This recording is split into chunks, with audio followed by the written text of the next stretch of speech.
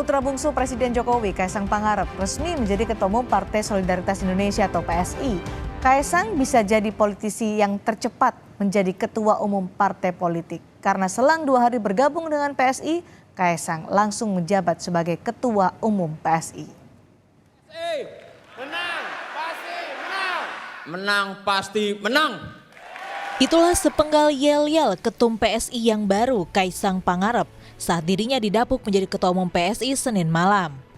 Kaisang tak sungkan untuk menyebut dirinya sebagai putra Presiden Jokowi, bahkan mengakui adanya privilege atau hak istimewa sebagai putra Presiden. Kaisang mengungkap alasannya menggunakan baju kotak-kotak yang menjadi ciri Jokowi dan relawannya pada Pilpres sebelumnya. Pak Jokowi pasti ingatkan dengan pakaian saya ini.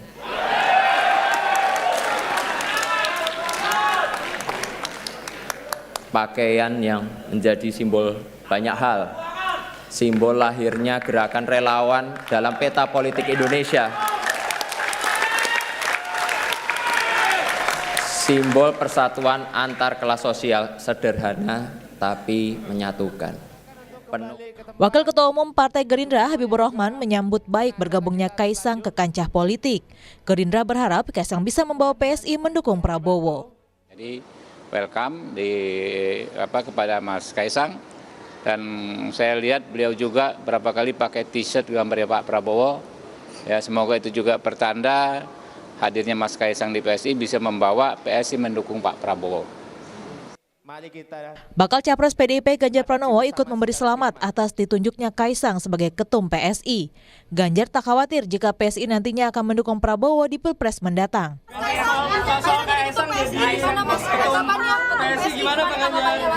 Selamat untuk Mas Kaisang. Ada khawatir dukungannya ke Pak Prabowo nggak Pak Kaisang? Jadi ketua PSI kok khawatir, jadi ketua PSI bagaimana selamat buat Mas Kaisang gitu. Sementara itu, bakal cawapres Koalisi Perubahan yang juga ketum PKB Mohaimin Iskandar mengatakan semua parpol harus waspada karena di belakang Kaisang ada sosok Jokowi sebagai presiden dan juga kader parpol lain. Tentu menjadi kewaspadaan kita semua partai-partai ini, di mana di belakang Pak Mas Kaisang adalah presiden. Yang tentu di satu sisi kita ikut bahagia, politik nasional akan semakin ramai, dinamis tentu saja, dan ya kita berdoa welcome to the jungle, moga-moga. Bergabungnya Kaisang Pangarep ke PSI pekan lalu sudah menjadi kejutan tersendiri. Kini dalam waktu singkat Kaisang resmi menjadi ketum PSI. Kaisang sudah menentukan sikap politiknya. Kaisang menyebut pembangunan di era sang ayahnya kini harus masih dilanjutkan oleh pemimpin ke depan. Ini mereka juga ada Jokowers sejati yang percaya pembangunan 5 tahun terakhir harus dilanjutkan, bahkan harus ditingkatkan. Oleh karena itu, dengan kerendahan hati saya minta bantuan, kerjasama dan dukungan para relawan dan pendukung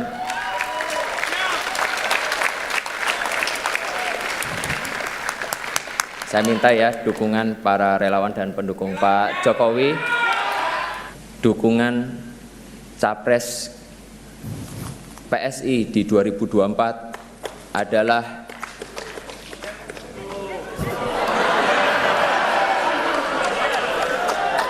sabar. Kita tuh pelan-pelan dulu, ojo kesusu. Kaisang Pangarep tak hanya dikenal sebagai putra bungsu Jokowi. Kaisang sebelumnya juga merambah dunia bisnis dan digital. Tapi kini sepak terjangnya di dunia politik baru akan dimulai. Tim Liputan Kompas TV.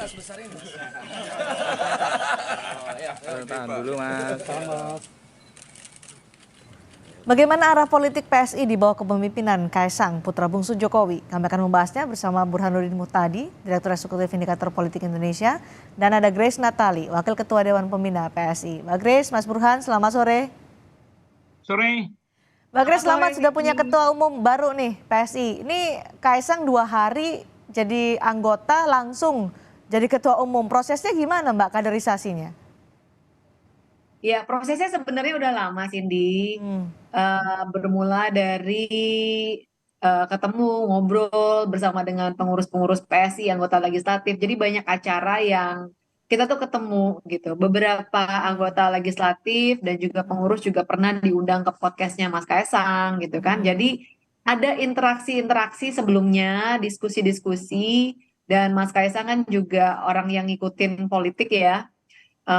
Sehingga dia tahu persis anak-anak PSI itu seperti apa, suasana di dalam PSI seperti apa, isu-isu yang kami perjuangkan itu apa, begitu kan.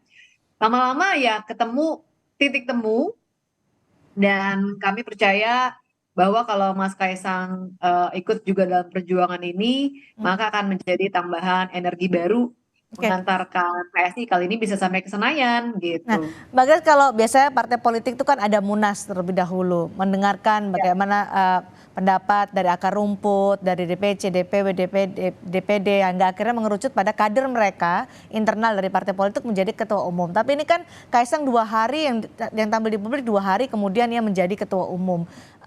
Munasnya di mana nih kalau dalam bahasa partai politik yang biasanya nih, munasnya di mana? Apakah mendengarkan juga nih pembahasan-pembahasan, suara-suara dari akar rumput PSI, karena kan 2 hari prosesnya, apakah itu sempat untuk mendengarkan apa yang disuarakan oleh akar rumput PSI? Kami ini punya forum nasional, pertemuan nasional tuh setiap minggu, Mbak Cindy. Tidak selalu ketemu fisik karena mahal ya, orang harus naik pesawat, harus naik kereta. Kita punya setiap hari Senin punya apel siaga online, Zoom gitu ya. Jadi diskusi nasional itu berlangsung setiap minggu via Zoom. Jadi semua orang bisa ikut dari manapun berada. Kemudian aspirasi-aspirasi ini kami tangkap dari teman-teman juga, bahkan Bro Giring Ganesa, ketua umum sebelumnya juga punya aspirasi yang sama. Merasa bahwa tambahan energi dari Mas Kaisang bisa menjadi booster gitu buat PSI, perjuangan kami yang lalu belum sampai ke Senayan. Mas Kaisang juga bilang kan bahwa dia tuh seneng dengan perjuangan PSI, tapi sayang ya anak-anak ini belum sampai ke Senayan. Nah kemarin karena kita ada acara yang dari luar daerah semua datang fisik gitu ya, ada pula rapat tertutup yang semuanya hadir fisik, di situ dikuatkan lagi aspirasi dari teman-teman semua, sehingga bulat menginginkan agar Mas Kaisang menjadi ketua umum selanjutnya. Proses kaderisasi terus jalan, Mbak Cindy. PSI umurnya baru 9 tahun, tapi di usia kami yang hampir 10 tahun ini kami telah berhasil wisuda 2 ketua umum. Sekarang ketua umum nomor ketiga. Baik, Mbak Grace, tapi ada pemilihan nggak seperti Giring sebelumnya? Kalau dari peralihan saya ke Giring itu juga ada aspirasi internal begitu ya, dan masa periode juga sudah berakhir. Jadi Mbak Cindy, mungkin yang membedakan PSI dengan partai-partai lain, kalau kita lihat mekanisme di PSI memang kita tidak punya, nggak ada kubu-kubu A, kubu B yang bertarung. Baik. Dan kemudian, jadi saya ingin mengkonfirmasi lagi, tidak ada pemilihan sebelumnya untuk Kaisang ini. Kita punya mekanisme menyerap aspirasi begitu, dan di sana solid, mufakat, sama-sama menginginkan agar ketum selanjutnya itu Mas Kaisang. Jadi tidak ada kelompok sakit hati misalnya kemudian mau bikin sempalan baru dan sebagainya. Dan buat kami ini kita jadi bisa langsung berlari begitu ya, nggak perlu misalnya merubah struktur, orang si A diganti orang ketua umum baru, misalnya tidak terjadi seperti itu kalau di PSI. Kami punya visi yang sama dan bagaimana kita berjuang agar visi kami bersama ini bisa tercapai gitu. Oke, ukurannya untuk sepakat ini aklamasi berarti? Aklamasi. Untuk mendapatkan Kaisang Pangarep sebagai ketua umum gitu ya? Iya. Oke. Iya. Ini menguatkan Jokowismenya atau Jokowismenya PSI? Ya, Jokowisme yang digaungkan oleh PSI ini kan bagaimana kita bisa melanjutkan program-program Pak Jokowi yang udah bagus, agar nanti ketika Pak Jokowi selesai 2 periode 10 tahun, yang melanjutkan itu bisa membangun di atas tiang-tiang pancang pembangunan yang telah dibangun oleh Pak Jokowi. Dan ini semangatnya semua teman-teman di PSI. Banyak dari kami yang berasal dari sektor swasta masuk ke politik ya inspirasinya Pak Jokowi. Baik, Mas Burhan, 2 hari menjadi anggota PSI kemudian langsung jadi ketua umum partai politik, ketua umum PSI. Bagaimana Anda menanggapi soal ini? Sebenarnya kalau dari sisi taktik ya atau strategi, meminang Kaisang sebagai ketua umum PSI meskipun baru 2 hari masuk ke PSI adalah taktik yang sangat jenius ya. Karena menurut saya makin mempertegas posisi PSI sebagai partai yang tegak lurus pada Jokowi. Oke. Apalagi anaknya sendiri yang menjadi ketua umumnya. Meskipun lagi-lagi tetap memunculkan isu berkaitan dengan proses transparansi pemilihan Mas Kaisang sebagai ketua umum PSI.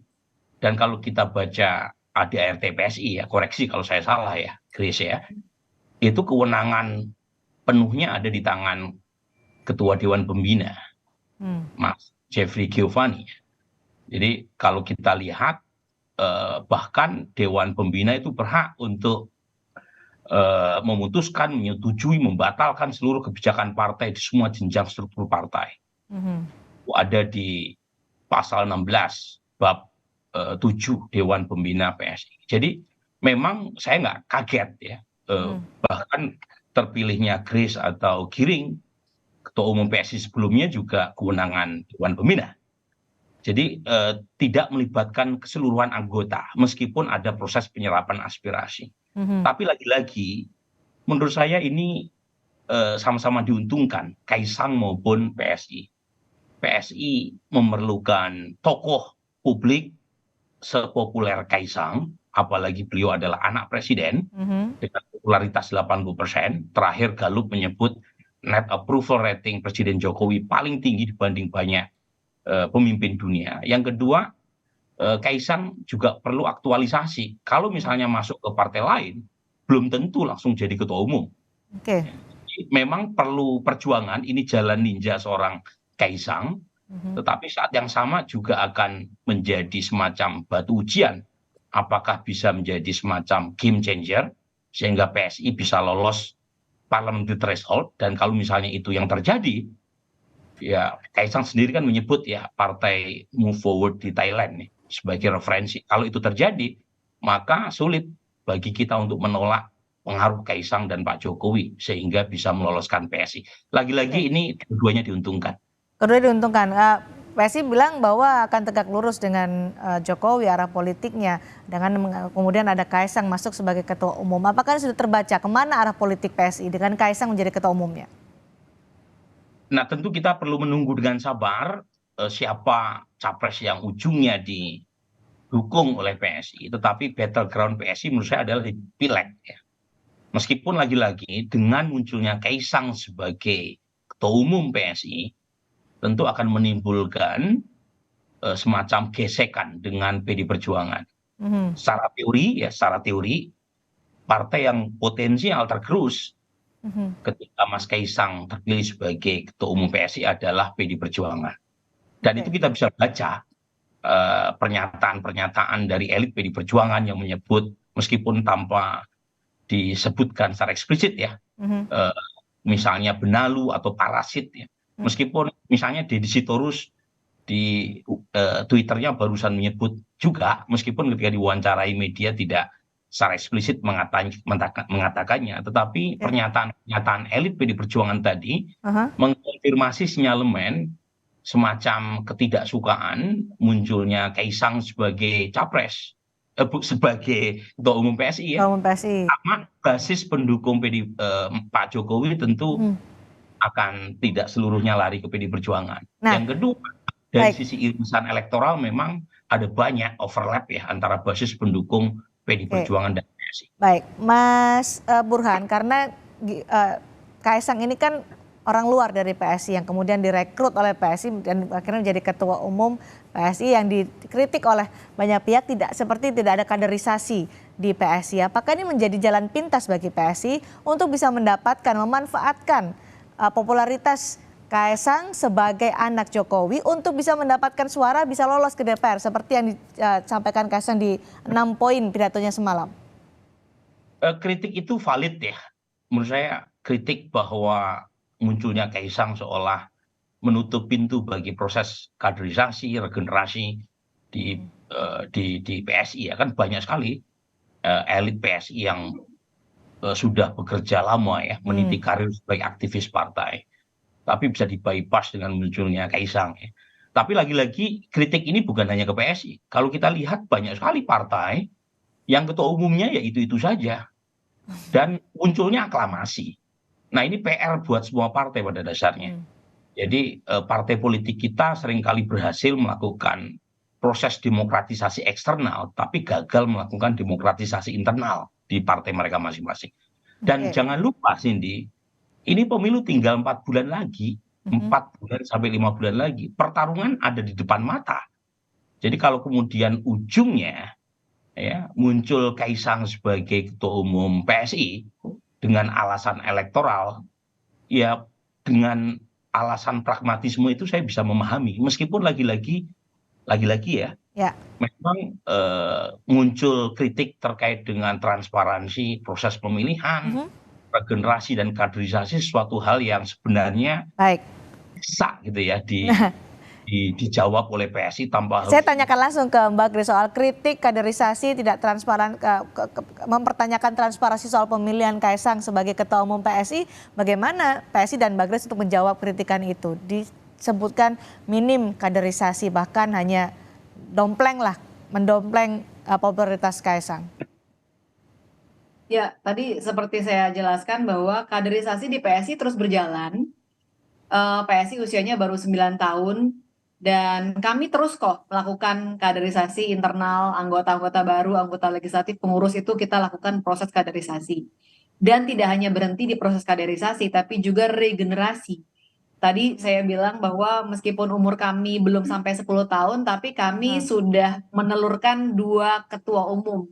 Di mana kalau kita hanya melakukan kaderisasi tapi nggak regenerasi kan sayang juga gitu ya. Mas Burhan tadi menyatakan dengan terpilihnya Kaisang seakan menutup kaderisasi di PSI sendiri. Mereka yang sudah lama berjuang bersama PSI akhirnya malah kesalip sama Kaisang. Ya, ada proses penyerapan aspirasi dan aspirasinya bulat gitu. Mungkin yang membedakan antara PSI dan partai-partai lain nih Mbak, kalau di partai lain kita lihat proses pemilihan itu menjadi pertarungan antar calon yang sangat costly. Saya yakin Mas Burhan yang lama mengamati proses politik di Indonesia, kalau ada forum-forum demikian itu sangat luar biasa besar uang yang harus digelontorkan dan akhirnya jadi kuat-kuatan uang gitu kan. Itu menjadi problem juga money politik di dalam partai yang kemudian harus dibayar kembali ketika nanti momen pilkada. Kan nggak sehat juga gitu. Nah di PSI kita punya sistem yang jauh lebih simple dan tidak ada gesekan, nggak ada gerombolan sakit hati yang kemudian membuat partai baru misalnya. Justru dari peralihan dari satu kepengurusan lain bisa langsung lari dan jalan karena tidak ada orang yang dibuang. Justru datangnya Mas Kaisang ini menjadi tambahan energi baru karena dia punya modal yang kami tidak memiliki misalnya.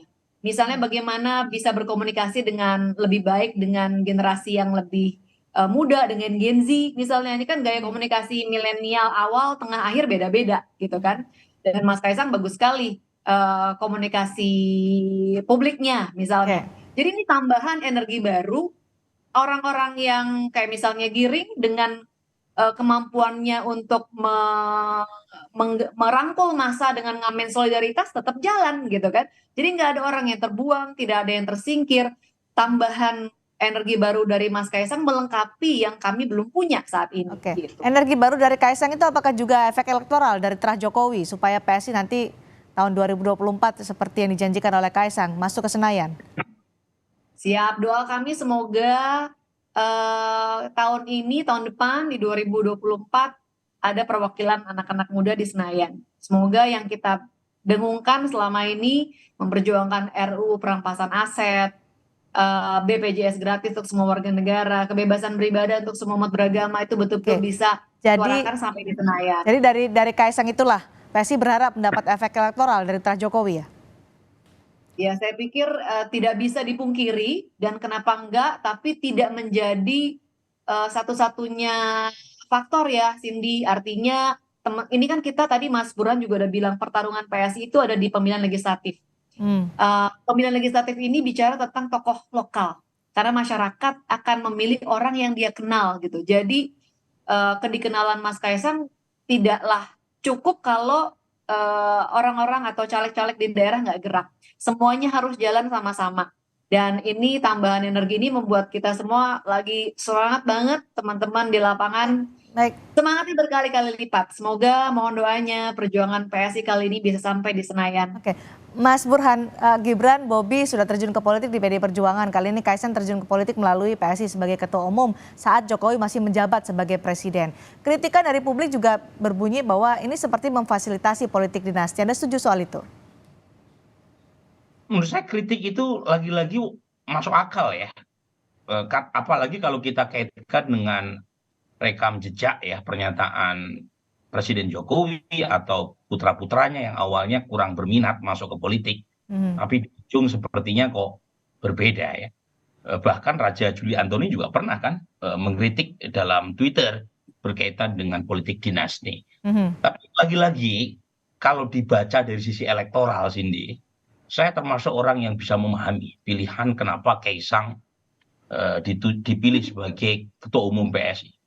Kita PSI dalam politik itu mereka hanya mengenal kalah atau menang. Kita memang nggak bisa berharap terlalu banyak ada proses edukasi politik, apalagi waktu pemilu tinggal berapa hari lagi ya. Baik. Jadi dari sisi ini sebenarnya itu mudah sekali, sederhana sekali membaca kenapa Kaisang jadi ketua umum PSI. Karena dua-duanya saling membutuhkan. Yang tidak sederhana itu membaca hubungan Pak Jokowi dengan Ibu Mega. Itu yang tidak sederhana. Karena ini berkaitan dengan lagi-lagi dua kingmaker itu. Apa buktinya Kaisang menjadi ketua umum PSI dan saat yang sama ada potensi. Ini aksi strategi dari Jokowi menurut Anda dengan ada Kaisang sebagai ketua umum di PSI? Ya, secara logis kan nggak mungkin seorang Kaisang jadi ketua umum PSI kalau tidak mendapatkan restu dari Presiden Jokowi kan. Dan kita juga tidak perlu menolak kenyataan bahwa respon sebenarnya sejujurnya dari PDI Perjuangan atas terpilihnya Kaisang sebagai ketua umum PSI adalah resisten. Kan kalau diplomasi di depan publik aja kan mereka menunjukkan seolah tidak keberatan, tetapi kalau di belakang layar ya umumnya keberatan. Dan itu lagi-lagi menunjukkan sekali lagi betapa kompleksnya hubungan Presiden Jokowi dan Ibu Mega. Apalagi nanti nih PSI misalnya memutuskan Pak Prabowo sebagai capresnya, makin kompleks lagi tuh hubungan keduanya. Saat yang sama Pak Jokowi, kemudian Bobi menantunya, Gibran putranya masih di PDI Perjuangan, tapi menyisakan Kaisang di PSI. Lagi-lagi kompleks hubungan kedua tokoh ini, dan itu yang kemudian melahirkan gitu ya dinamika politik, termasuk terpilihnya Kaisang yang baru 2 hari ya terpilih sebagai anggota PSI. Saya ingin ke Mas Burhan lagi untuk menegaskan ini PSI dengan Kaisang sebagai ketua umumnya akan menjadi exit strategi dari Joko Widodo atau justru semakin menguatkan ambiguitas Joko Widodo di Pilpres sampai saat ini? Kalau saya membayangkan ya, itu Presiden Jokowi tidak akan mengeluarkan statement publik yang terang benderang untuk put eggs in one basket. Jadi yang kedua, kalau di antara dua pilihan yang Cindy tadi sampaikan, yang kedua yang dia pilih. Tetapi bagi elit itu tidak ada itu ambiguitas. Jadi lirikan mata Presiden Jokowi makin terang benderang, apalagi setelah meresmi atau mengizinkan Kaisang menjadi ketua umum PSI. Kemana Mas Burhan lirikan matanya Jokowi? Ya paling tidak hubungan dengan PDI Perjuangan sedang tidak baik-baik saja. Bahwa itu kemudian dibaca Presiden Jokowi cenderung ke arah Pak Prabowo, ya menurut saya ya sah-sah saja. Baik, Mbak Grace, tadi saya ada 2 poin yang dari penjelasan Mas Burhan. Sepragmatis itukah PSI dengan Kaisang sebagai ketua umumnya? Mungkin bisa dijawab soal ini. Saya rasa terlalu sempit kalau dimaknai untuk kepentingan elektoral. Dengan bergabungnya Mas Kaisang dan PSI kami punya cita-cita yang sama dan ini perjalanan jangka panjang ya Cindy. Ada pepatah bilang kalau kita mau jalan cepat ya jalan sendiri aja. Tapi kalau kita mau jalan jauh, ajaklah kawan yang satu visi satu tujuan. Dan PSI dan Mas Kaisang ya kita punya satu visi, pengen kontribusi, pengen ikut membentuk masa depan Indonesia, tempat saya dan anak-anak saya, Kaisang dan anaknya nanti satu hari akan tinggal di negara yang seperti apa, dan kami nggak mau nasib kami diputuskan oleh orang lain gitu. Oke, Jadi ada kesamaan visi, kesamaan ya, semangat pengen kontribusi untuk menentukan nasib sendiri. baik, Tidak sebatas baik. event yang hanya 5 bulan lagi akan segera kita jalani lalu lewat gitu aja. Menentukan masa depan itu kan ditentukan juga dalam pemilu nanti 2024. Kemana arah politik dari PSI dengan Kaisang sebagai ketua umumnya?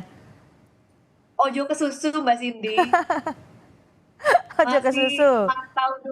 mantau dulu karena situasi kan masih cair banget ya. Ini aja kita kemarin dengar ada wacana sekarang kemungkinan Pak Prabowo dan Pak Ganjar mungkin nanti bisa duet bareng, ya kan? Jadi kita belum tahu nih. Lebih baik kita amati dulu, Oke, kita cek dulu siapa juga yang paling punya komitmen untuk melanjutkan kan program-program kemarin PSI Jokowi, datang ke misalnya. ke pidatonya AHY, waktu itu ada Prabowo juga, ada Isyana Bagus Oka di sana dari PSI. Kedekatan ini bisa diartikan nggak bahwa PSI mendukung Prabowo Subianto? Ya siapapun yang undang kami pasti datang Mbak Cindy. Kan undangannya ini untuk hubungan antar partai ya. Oke. Kalau kemarin kami datang karena kami diundang. Kalau ada capres lain yang mengundang juga kami pasti akan datang. Oke, ojo ke susunya yang tadi disebutkan Mbak Grace, Mbak Kaisang juga tadi malam, itu ojo ke susunya tegak lurus dengan Jokowi tetap untuk pemilu 2024, mengikuti Ya, dalam lirikan konteks- Jokowi seperti kata Mas Burhan. Dalam konteks tegak lurusnya adalah siapa capres yang punya komitmen untuk melanjutkan programnya Pak Jokowi yang sudah bagus. Jangan mulai dari nol lagi, nanti kita rugi waktu. Keburu lewat bonus demografinya nanti. Oke, tetap tegak lurus pada arah pilihan politik Joko Widodo. Terima kasih Mbak Grace Natali, Wakil Ketua Dewan Pembina PSI, dan juga Mas Burhan, Direktur Eksekutif dari Indikator Politik Indonesia, sudah menganalisa dan berbagi informasi bersama kami di Sapa Dunia Malam hari.